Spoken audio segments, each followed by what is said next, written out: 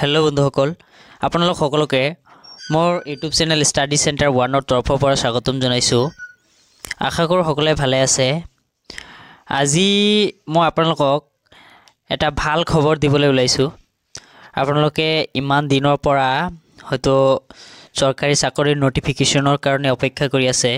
আপোনালোকৰ বাবে ভাৰত চৰকাৰৰ তৰফৰ পৰা এটা গুৰুত্বপূৰ্ণ নটিফিকেশ্যন জাৰি কৰিছে। RRB গ্ৰুপ ডিৰ তৰফৰ পৰা 32,000তকৈও অধিক পদ মুকলি কৰিছে। ৰেলৱেৰ তৰফৰ পৰা 32,000 পোষ্ট মুকলি কৰিছে।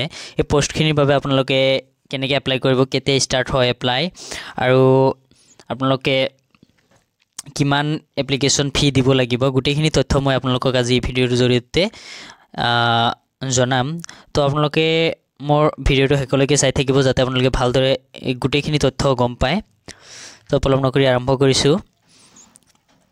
তো RRB group D requirement 2025 32,438 post 38 post RRB group ডিৰ পৰা 32,438টা পোষ্ট মুকলি কৰিছে। এই পোষ্টখিনিৰ বাবে আপোনালোকে এপ্লাই কৰিব পাৰিব। এই আপোনালোকে অফিচিয়েল নটিফিকেশ্যনখন চাই ল'ব। মই অফিচিয়েল নটিফিকেশ্যনটো ডিছক্ৰিপশ্যনত লিংক দি দিম, আপোনালোকে তাত গৈ গোটেইখিনি চাই ল'ব পাৰিব। আৰু এই পোষ্টখিনিৰ বাবে আপোনালোকৰ 23 জানুৱাৰীৰ পৰা ষ্টাৰ্ট এপ্লাই হ'ব।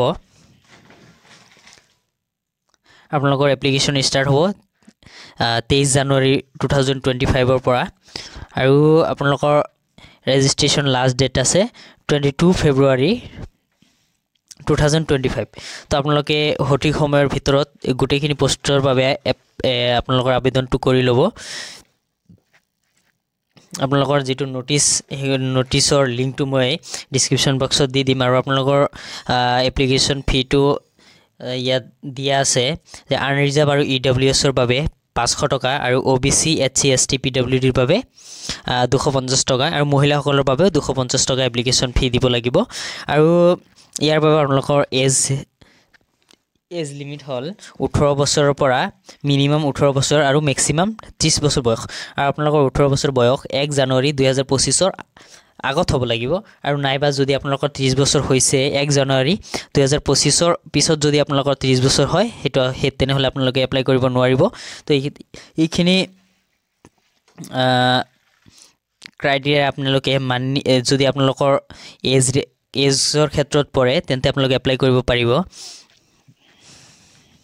আৰু এই পোষ্টখিনিৰ বাবে আপোনালোকৰ এলিজিবিলিটি হ'ল the candidate who had completed their high school 10th class from an institute recognized by NCVT, SCVT or held national apprenticeship certificate NAC provided by NCVT are eligible to apply for RRB Group D requirement exam। আৰু যদি আপোনালোকে matric pass কৰা হয় তেনেহ'লে আপোনালোকে এই পোষ্টখিনিৰ বাবে আবেদন কৰিব পাৰিব।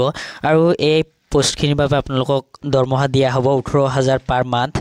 আৰু এই পোষ্টখিনিৰ বাবে আপোনালোকৰ ছিলেকশ্যন প্ৰচেছ যিটো আছে সেইটো আপোনালোকৰ হ'ব ফাৰ্ষ্টত কম্পিউটাৰ বেছ টেষ্ট CBT 1, তাৰপিছত হ'ব ফিজিকেল ইফিচিয়েঞ্চি টেষ্ট, তাৰপিছত হ'ব আপোনালোকৰ ডকুমেণ্টছ ভেৰিফিকেশ্যন আৰু মেডিকেল এক্সামিনেশ্যন।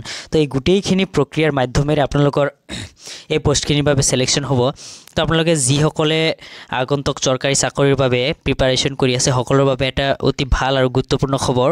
আপোনালোকে যদিও পঢ়া এৰি দিছে তো ভালকৈ আপোনালোকে আকৌ প্ৰিপাৰেশ্যন কৰাটো ষ্টাৰ্ট কৰি দিয়ক।